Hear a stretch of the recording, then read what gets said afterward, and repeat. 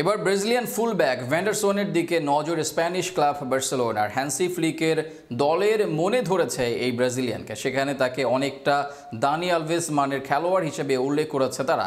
এমন সংবাদ প্রকাশ করেছে ট্রিবিউনা সহ ইউরোপের নানা গণমাধ্যম।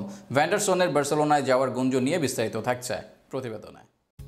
ব্রাজিলের ক্লাব গ্রেমিও থেকে 2021-22 মৌসুমে আসেন ইউরোপের ক্লাব মোনাকোতে ফ্রেন্স। এই ক্লাবটিতে টানা 4 মৌসুম দুর্দান্ত পারফর্ম করে যাচ্ছে, যে কারণে ব্রাজিল দলেও পেয়েছেন সুযোগ, আর সেই সুযোগ কাজে লাগিয়ে দানিলোকে টপকে হয়েছেন ব্রাজিল দলের স্ট্রাইকার। ক্লাব ও জাতীয় দল দুই জায়গায় পরীক্ষিত এই মুখকে নিতে তাই ট্রান্সফার মার্কেট লেগেছে ভিড়।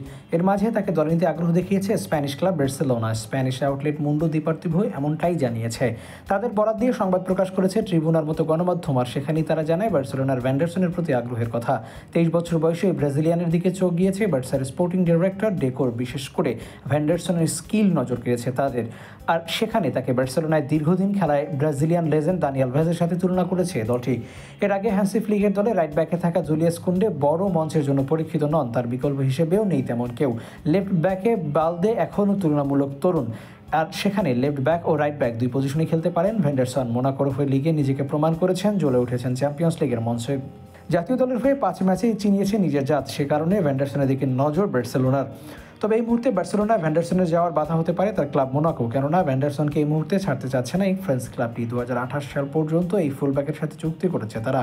যদি একান্তই ছাড়তে হয় তবে তার জন্য দিতে হবে 35 মিলিয়ন ইউরো বা 400 কোটি টাকার অধিক।